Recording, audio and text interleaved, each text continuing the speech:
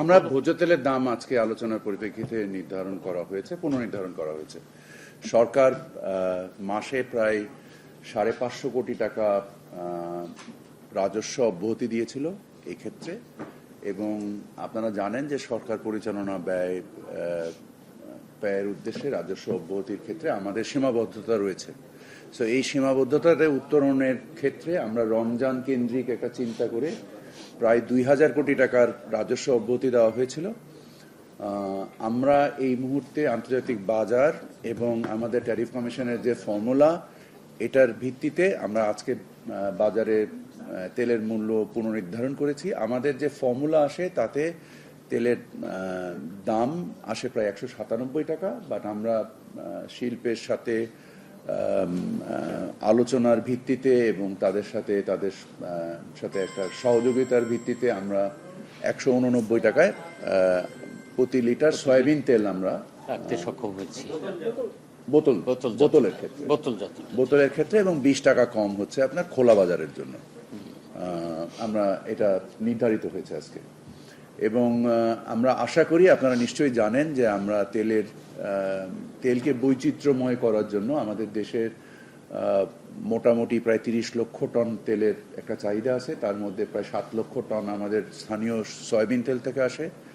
আমরা নতুন করে এবার 6 লক্ষ টন যে রাইস ব্র্যান অয়েল আছে, এটাকে আমরা বাজারে আনতে সক্ষম হয়েছি, এবং আমরা প্রতিযোগিতার সক্ষমতা বৃদ্ধি করার জন্য ক্ষেত্রে আমাদের সেনা কল্যাণ সংস্থার যে অয়েল মিলটা আছে তাকেও আমরা কার্যকরী করার জন্য টিসিবির সাহায্যে আমরা তাদেরকে কার্যক্ষম করার প্রচেষ্টা করছি। তাদের 3 লক্ষ টনের উৎপাদন সক্ষমতা নিয়ে তারা মাত্র 20,000 টন উৎপাদন করত। তাদের তেল তারা যেন পূর্ণ মাত্রায় উৎপাদন করতে পারে।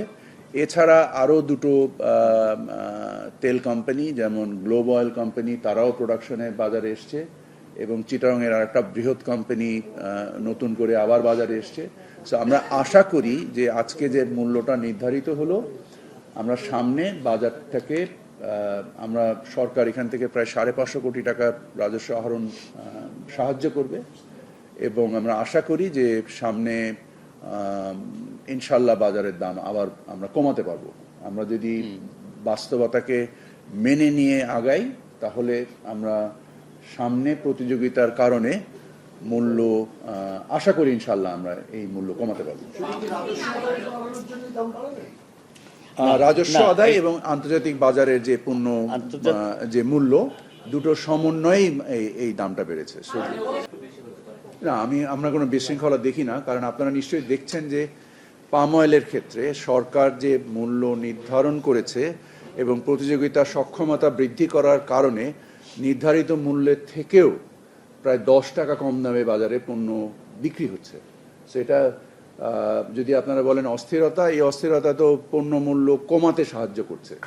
এর একমাত্র কারণ হচ্ছে বাজারের যে যে ব্যাপ্তি, এর পরিসর বৃদ্ধি করার মাধ্যমে আমরা অতিরিক্ত প্রতিযোগিতা সৃষ্টি করতে পেরেছি, এবং আমরা আশা করছি যে আগামী 2-3 মাসের মধ্যে আরও 2-3টা কোম্পানি যে প্রোডাকশনে আসবে, এবং আমরা যে স্থানীয়করণ করতে পেরেছি 30 লক্ষ টনের ভিতরে 7 লক্ষ টন সরিষার তেল এবং 6 লক্ষ টন আমাদের যে রাইস ব্র্যান অয়েল, এই দুটো মিলিয়ে প্রায় 10-12 লক্ষ টনের যে একটা স্থানীয়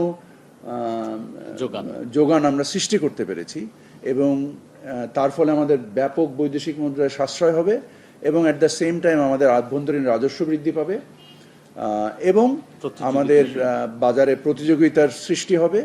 সামগ্রিকভাবে এটা সকলের জন্য, দেশের জন্য সামগ্রিকভাবে ভালো হবে। বাট অফকোর্স ভোক্তা পর্যায়ে যে আজকে যে দামটা, মূল্যটা বৃদ্ধি করতে আমরা বাধ্য হলাম, এই বাধ্যকতাটা আমি মনে করছি সাময়িক, এবং ইনশাল্লাহ আমরা অদূর ভবিষ্যতে এই মূল্যটাকেও নামায় আনতে সক্ষম হব।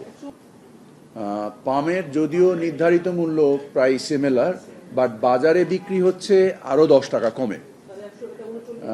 এখন প্রশ্ন আসতে পারে যে কেন বিক্রি হচ্ছে নির্ধারিত মূল্য থেকে কমে, কারণ আমরা আজকে আসলে বেসিক্যালি সয়াবিন কেন্দ্রিক আলোচনাটা হয়েছে আমাদের, পাম স্পেসিফিক আলোচনা। আমি আসলে প্রধান উপদেষ্টার দপ্তরে আজকে একটা বিশেষ জরুরি সভার মধ্যে থাকার কারণে এই সভাতে আমি ব্যক্তিগতভাবে আজকে উপস্থিত থাকতে পারিনি।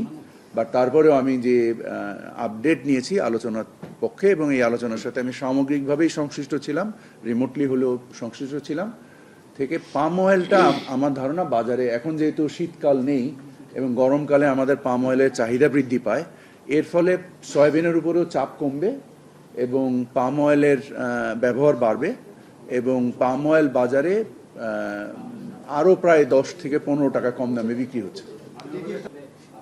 না, ওনারা এটা করতে পারেন না, ওনারা এই প্রেস রিলিজ, না এটা এটা ইটস এ ডিফল্ট, ওনারা এই কাজটা করতে পারেন না। ওনারা ট্যারিফ কমিশনে অ্যাপ্লাই করবেন এবং এটা যেহেতু মানে এসেনশিয়াল পণ্য হিসেবে নির্দিষ্টকৃত এবং সরকার এই মূল্য নির্দিষ্ট করেন, সো ওনাদের এই কাগজের কোনো বেয়ারিং নাই। দেখুন, আমাদের যে রাজস্ব অব্যাহতিটা চালু ছিল এটা 30 তারিখে, এই মাসের 30 তারিখে, গত মাসের 30 তারিখে শেষ হয়ে গিয়েছে।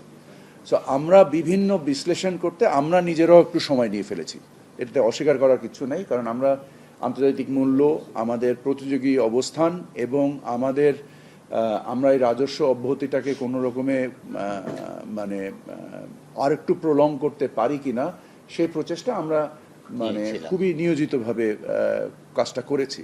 কিন্তু পরবর্তীতে আমরা দেখেছি যে আমাদের এই টাকাটা অব্যাহতি দেওয়াটা এই মুহূর্তে সরকারের জন্য খুবই সংবেদনশীল। এই কারণে আমরা এই মূল্য, এবং আমরা মনে করছি যে যেহেতু আমাদের মূল্যস্ফীতি এখন নিয়ন্ত্রণের মধ্যে আছে, সো আমাদের যে সমন্বিত ব্যয় একটা সংসারের, এই ক্ষেত্রে এই 14 টাকা আমরা যদি দেখি যে একটা সংসারে যদি 5 লিটার তেল লাগে তাহলে 5×14 70 টাকার মূল্য বৃদ্ধি ঘটবে প্রতি মাসে।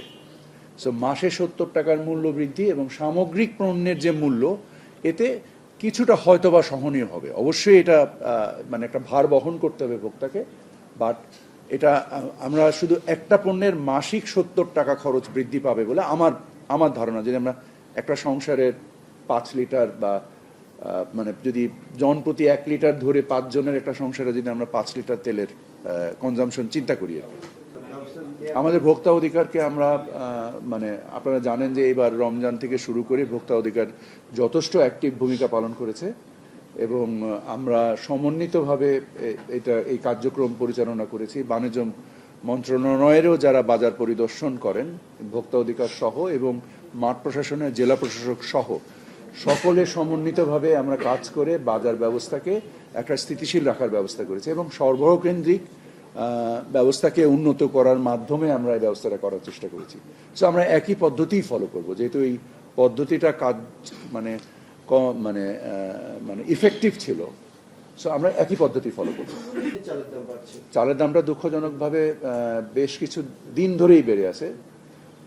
আমাদের বোরো আর সপ্তাহ দুয়েকের মধ্যে আসবে বাজারে, এবং আমাদের যে মূলত চিকন চাল, এই চালটা বোরো থেকেই আসে, সেটা আপনারা নাজিশাইল বলেন বা মিনিকেট বলেন, এটা এই মৌসুমের চাল থেকেই এই চালটা আসে। সো আর 2 সপ্তাহের ভিতরে আমরা আশা করি বাজারে নতুন ধানটা উঠে আসলে, আল্লাহর রহমতে আমাদের এবারের ওয়েদার কন্ডিশন খুবই ফেভারেবল ছিল। সো আমাদের বিদ্যুতের ব্যবস্থা এবং আমাদের যার বিনিময়ে আমাদের ইরিগেশনস এবং আমাদের সারের যে সঞ্চালন, এই সামগ্রিক কর্মকাণ্ডের বিনিময়ে আমরা মনে করছি যে আমাদের আল্লাহর রহমতে আমাদের ফসলেও ধানেও একটা বরকত আসবে এবং আমি আশা করি যে নতুন ধান উঠে আসলে বাজার আরও সহনীয় হয়ে উঠবে।